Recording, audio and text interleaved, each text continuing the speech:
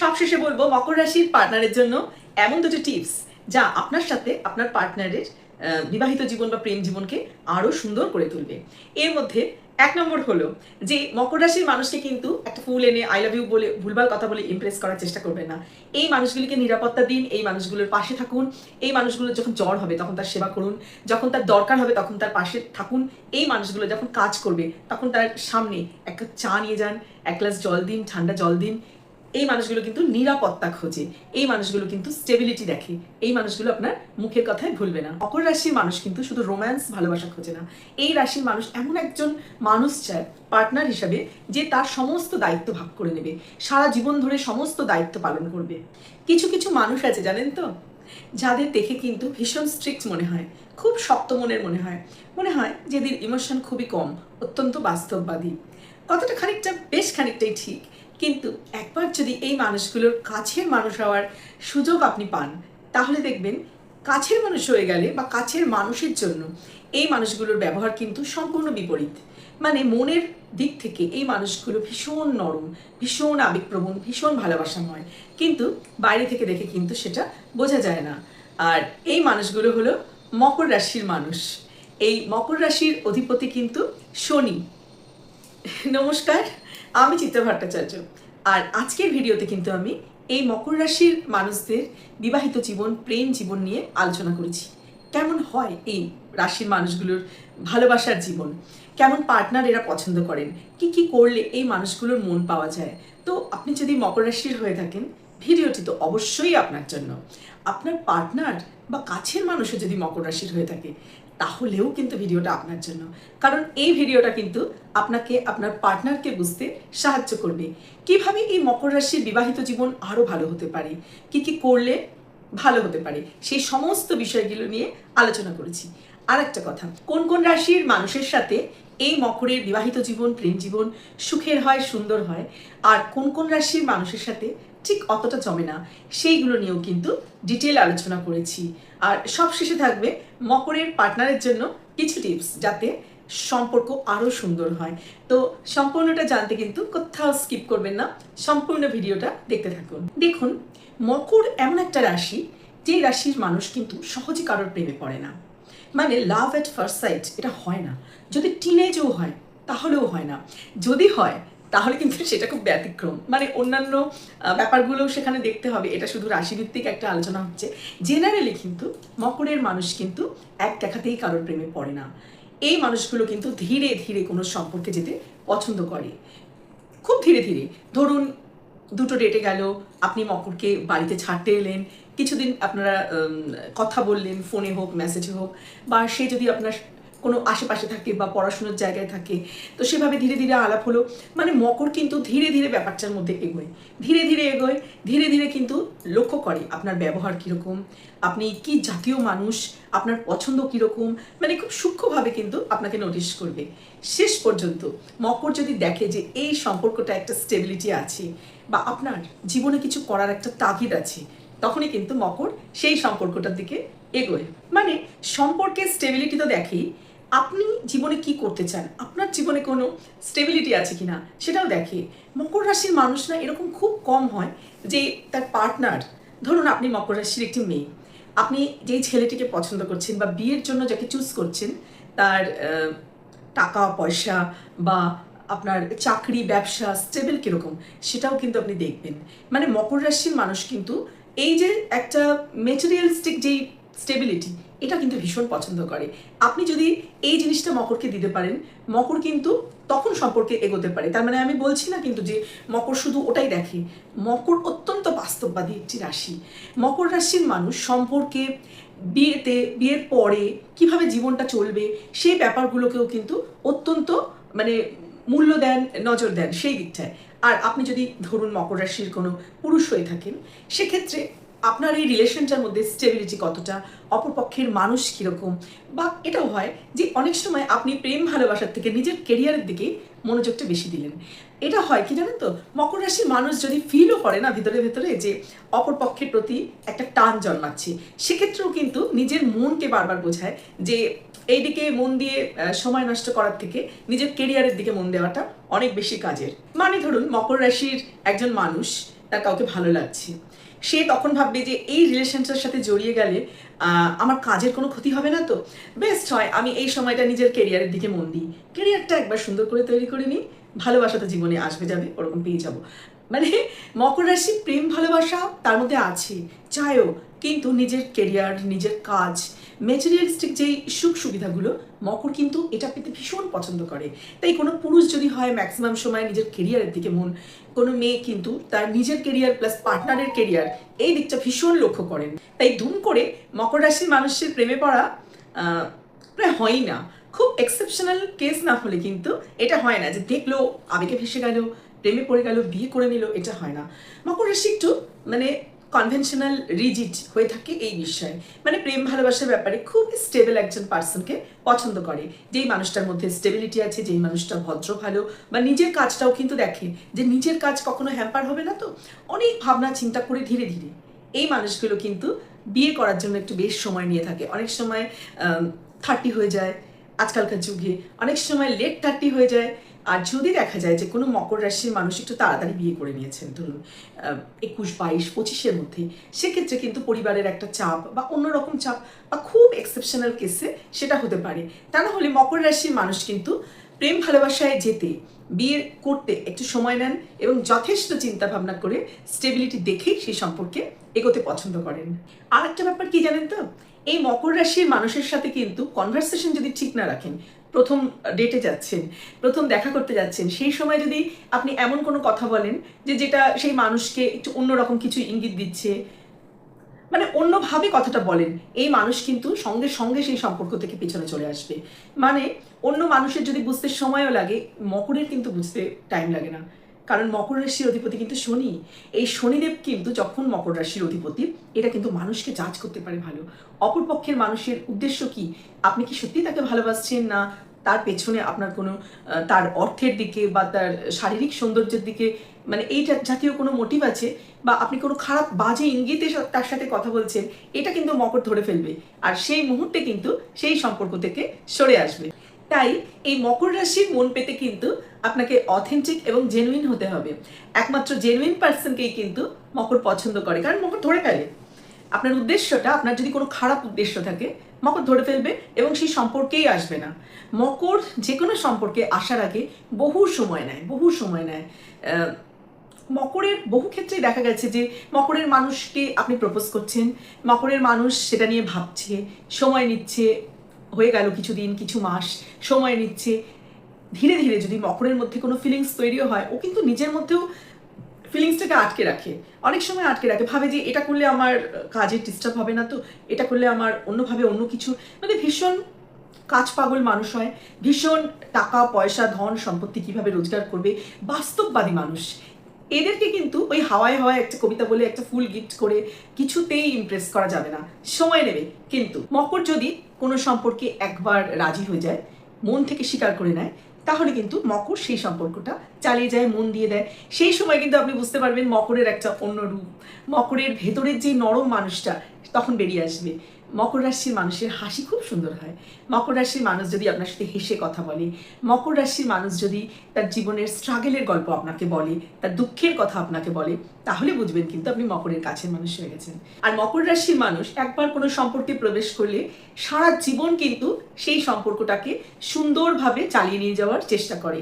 যদি না পার্টনার অপরপক্ষ যদি খুব মানে খারাপ হলো, সেক্ষেত্রে খুব একটা সম্পর্কটা টিকিয়ে রাখা মুশকিল হয়, সেক্ষেত্রেও দেখা যায় ওই যে টিকিয়ে না রাখার ব্যাপারটা, সেখানেও মকর রিজিড। মানে মকর রাশি কোনো সম্পর্কে ইজিলি তো প্রবেশ করে না, যদি প্রবেশ করলো তো সুন্দরভাবে সেই সম্পর্কটাকে চালিয়ে নিয়ে যাবে।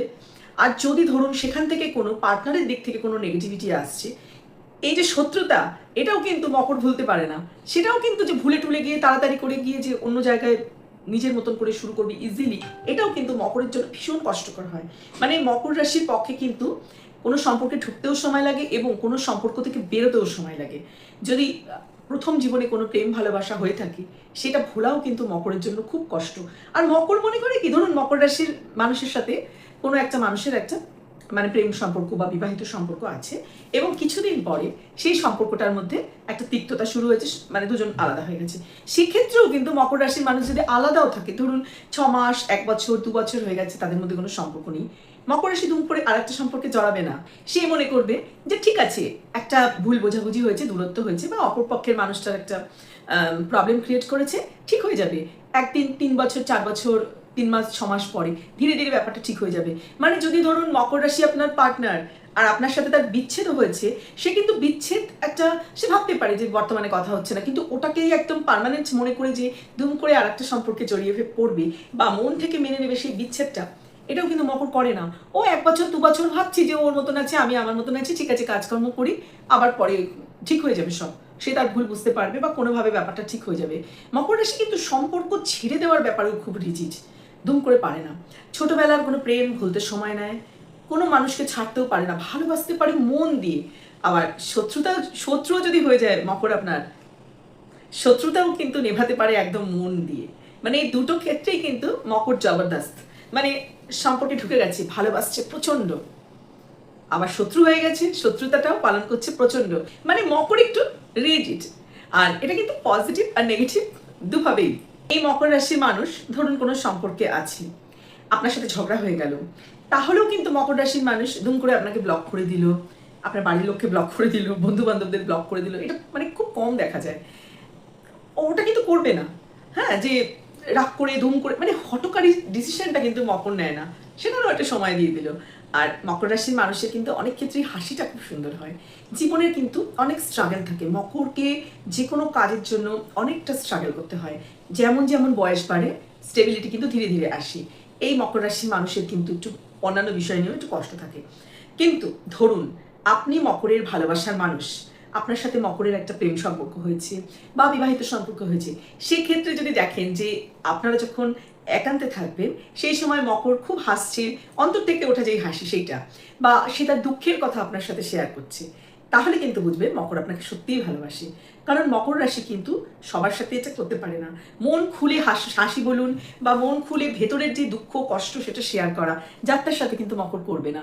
মকরের ভেতরের যে নরম অংশটা, তুলতুলে অংশটা, ভালোবাসাপূর্ণ অংশটা, সেটা কিন্তু একমাত্র কাছের মানুষই দেখতে পায়। তো কোনো মকর রাশির মানুষ যদি আপনার সাথে তার হাসি এবং দুঃখ শেয়ার করে থাকে, তাহলে কিন্তু বুঝবেন আপনি লাকি, আপনি মকরের কাছের একজন মানুষ।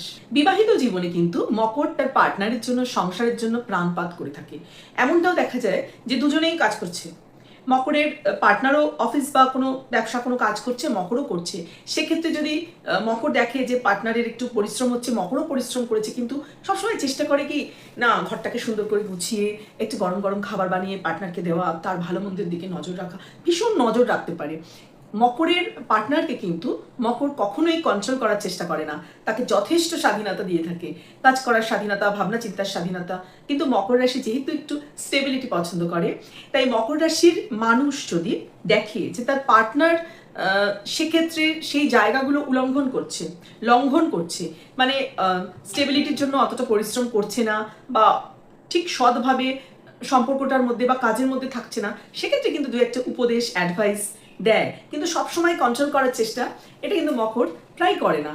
আর পরিবারের জন্য, হাজব্যান্ডের জন্য, ওয়াইফের জন্য কিন্তু ভীষণ পাশে থেকে ওইগুলো করে থাকে, যে তার ঘরটা আরামদায়ক, উষ্ণ, খাবারটা সুন্দর করে সাজানো, কোথাও যাওয়ার আগে তার পোশাক আশাকটা দেখে দেওয়া, খুব যত্ন সহকারে কিন্তু মকর তার পার্টনারের খেয়াল রাখতে পারেন।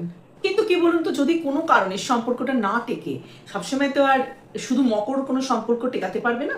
যে কোনো সম্পর্কের জন্য দুপক্ষই সমানভাবে দায়ী, টেকানোই বলুন, বিচ্ছেদই বলুন। তো সেক্ষেত্রে যদি কোনো সম্পর্ক নাই টিকছে, ভালোবাসার সম্পর্ক হতে পারে, বিবাহিত সম্পর্ক হতে পারে, সেক্ষেত্রে সেই সম্পর্ক থেকে বেরিয়ে একেবারে চলে যাওয়া বা ডিভোর্স করে দেওয়া, এই ব্যাপারটা কিন্তু মকর সহজে করে না। ধরুন বিয়ে হয়ে গেছে, টিকছে না সম্পর্ক, ডিভোর্স হবে, মানে ধরুন দুজনে সেপারেশনে আছে, আলাদাই থাকছে, তখনও মকর কিন্তু ভাবে যে ডিভোর্সটা না করেও যদি আলাদা থাকা যায়, মানে ওই যে একটা ট্যাবু লেগে যাবে না, যে ডিভোর্স হয়ে গেছে, ওটা মকর চায় না। মানে মকর কিন্তু চাই না যে সামাজিক কোনো একটা কিছু মানে শিলমোহর লেগে যাক যে এ তো আলাদা থাকে না, ডিভোর্স হয়ে গেছে। মানে যদি হয় তাহলে বুঝতে হবে যে সেই মকর অনেক কষ্ট সহ্য করেছে এবং একান্ত নিরুপায় হয়ে সেইখান থেকে ডিভোর্স দিয়ে দিয়েছে। মানে কি বোঝাতে চাইছি, বোঝাতে পারলাম? যে থাকা গেল না, মনের কোনো মিল নেই, তা সত্ত্বেও কিন্তু ডিভোর্সটা হচ্ছে না, আলাদাই রয়েছে দুজনে, কিন্তু ডিভোর্সটা দেওয়া যাচ্ছে না।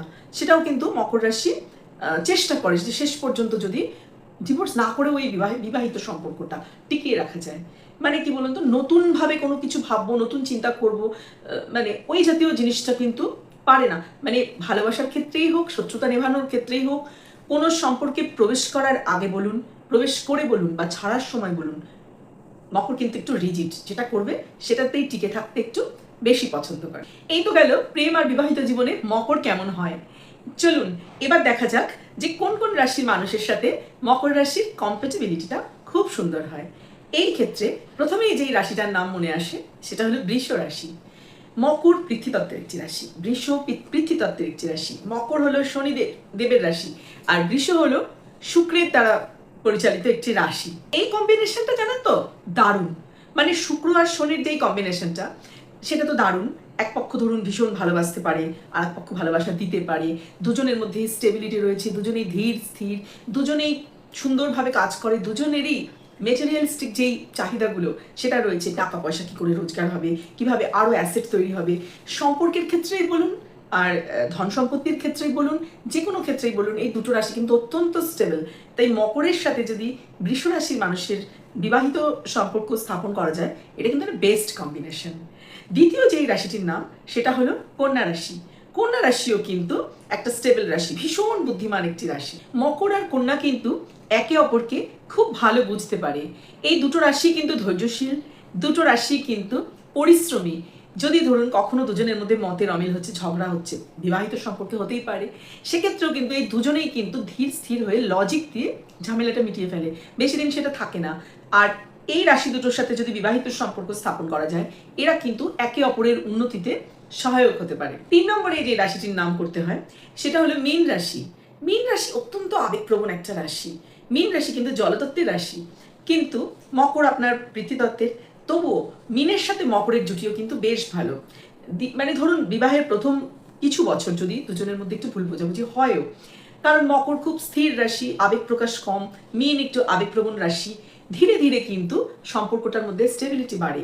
এই দুটো মানুষ একে অপরের সাথে থাকতে থাকতে কিন্তু একে অপরের বেশ খানিকটা গুণ নিয়ে নেয়। মানে ধরুন মকর কিন্তু মীনের সাথে থাকতে থাকতে তার আবেগকে প্রকাশ করতে শেখে, আর মীন কিন্তু আরেকটু স্টেবল হতে শেখে। তো এই দুটো রাশির সাথে যদি বিয়ে হয়, সেখানেও কিন্তু বিবাহিত জীবন সুখের হয় এবং একে অপরের উন্নতিতে সহায়ক হয়। 5 নম্বরে যে রাশিটির কথা বলতে হচ্ছে সেটি হচ্ছে কর্কট রাশি। এই কর্কট রাশি কিন্তু মকরের একদম 7th হাউসে অপোজিটেই থাকে। তাই ম্যাক্সিমাম সময় দেখা যায় যে এই মকর রাশির মানুষের সাথে কিন্তু কর্কট রাশি বা লগ্নের মানুষেরই বিবাহিত জীবন শুরু হচ্ছে। কিন্তু সেক্ষেত্রে কিন্তু এই মানে একটা প্রবলেম থাকে, ইমোশনটা কিন্তু কর্কট যেমন অত্যন্ত ইমোশনাল, মকর কোনো ইমোশনই প্রকাশ করে না। এক্ষেত্রেও কিন্তু ওই বিপরীতে আকর্ষণের মতন যদি ধৈর্য ধরা যায়, যদি একে অপরকে বুঝতে পারে, ধীরে ধীরে ধীরে ধীরে সম্পর্কটা টিকে যায়। এখন বলবো কোন কোন রাশির মানুষদের সাথে এদের অতটা ঠিক বনে না। এর মধ্যে প্রথমেই যে রাশিটির নাম করতে হয় সেটা হচ্ছে মেষ। মেষ রাশির মানুষ কিন্তু একটু তাড়াহুড়ো, একটু এনার্জেটিক বেশি, একটু মানে হট করে সিদ্ধান্ত নিয়ে নেওয়া, আর মকরের একটু ধীর স্থির ভাব। এই দুটো রাশির মানুষের সাথে কিন্তু অতটা বনে না। তাছাড়া মেষ অগ্নিতত্ত্বের একটি রাশি। দ্বিতীয় যে রাশিটির নাম করতে হয় সেটা হলো মিথুন রাশি। মিথুন রাশি নতুনত্ব, পরিবর্তন, চেঞ্জ, একটু কথা বলবে, আর মকর তো তার উল্টোটা। তো সে কারণে এই দুটো রাশির মধ্যেও কিন্তু একটা মানসিক একটা দূরত্ব তৈরি হয়ে যায় কিছুদিন পরই। 3 নম্বরে যে রাশিটির নাম করতে হয় সেটি হলো সিংহ রাশি। সিংহ রাশি অগ্নিতত্ত্বের রাশি, এই রাশির অধিপতি সূর্য। আর মকর রাশি মানে স্থির একটা রাশি, আর এই রাশির অধিপতি হচ্ছে আপনার শনি। তো কি হয়, এই পৃথ্বীতত্ত্বের রাশি আর অগ্নিতত্ত্বের রাশির সাথে এই সূর্য আর শনি দুজনেই কিন্তু ভীষণ পাওয়ারফুল। সিংহ একটা নেতৃত্ব চায়, মকরও নেতৃত্ব চায়। মকর ফলাফল চায়, সিংহ কিন্তু প্রশংসা চায়। এক্ষেত্রে একটা ইগো ক্ল্যাশ, দুজনে কেউ কারোর জায়গা ছাড়বে না। তো এক্ষেত্রে যদি বিবাহিত সম্পর্ক স্থাপন হয়, একটু প্রবলেম হয়ে যায়, ইগো ক্ল্যাশ লেগে যায় কিন্তু। 4 নম্বরে যেই রাশিটির নাম বলবো সেটা হলো কুম্ভ রাশি। কুম্ভ আর মকর দুজনেই শনির রাশি হলো, কুম্ভ রাশি কিন্তু একটু স্বাধীনতা পছন্দ করে। স্বাধীনতা, নতুন নিয়ম, নতুন কিছু, আর কঠোর নিয়ম, একটা বাস্তবতা, একটা কাঠামো, একটা স্ট্রাকচার যেখান থেকে বেরোনো যায় না, সেইটা হচ্ছে মকর। তো এই দুটো রাশির ধ্যান ধারণা সম্পূর্ণ আলাদা। কুম্ভ যেখানে চাইবে নতুন নতুন কি হচ্ছে, নতুন চিন্তাধারা, আর ও কিন্তু সেখানে আগের কাঠামো, আগের যেই মানে একটা পারিবারিক কাঠামো, আগের চিন্তাধারা একটা মানে অন্যরকম পুরো। তো এই দুটো মানুষের সাথেও কিন্তু একেবারেই চিন্তায় মেলে না। তো এদের সাথে বিবাহিত সম্পর্ক স্থাপন হলেও কিন্তু সেখানে একটা দূরত্ব তৈরি হতে পারে। তবে এগুলো কেবলমাত্র একটা রাশিভিত্তিক আলোচনা। বিবাহর পূর্বে মানে কারোর সাথে বিবাহিত সম্পর্কে যাওয়ার আগে দুটি মানুষেরই জন্মছক বিচার কিন্তু একান্ত আবশ্যকীয়। কারণ শুধু রাশি নয়, অন্যান্য গ্রহের অবস্থানও কিন্তু এক্ষেত্রে অত্যন্ত গুরুত্বপূর্ণ। আরেকটি কথা মনে রাখতে হবে যে মকর রাশির মানুষ কিন্তু শুধু রোম্যান্স ভালোবাসা খোঁজে না। এই রাশির মানুষ এমন একজন মানুষ চায় পার্টনার হিসাবে যে তার সমস্ত দায়িত্ব ভাগ করে নেবে, সারা জীবন ধরে সমস্ত দায়িত্ব পালন করবে। সবশেষে বলবো মকর রাশির পার্টনারের জন্য এমন দুটি টিপস যা আপনার সাথে আপনার পার্টনারের বিবাহিত জীবন বা প্রেম জীবনকে আরো সুন্দর করে তুলবে।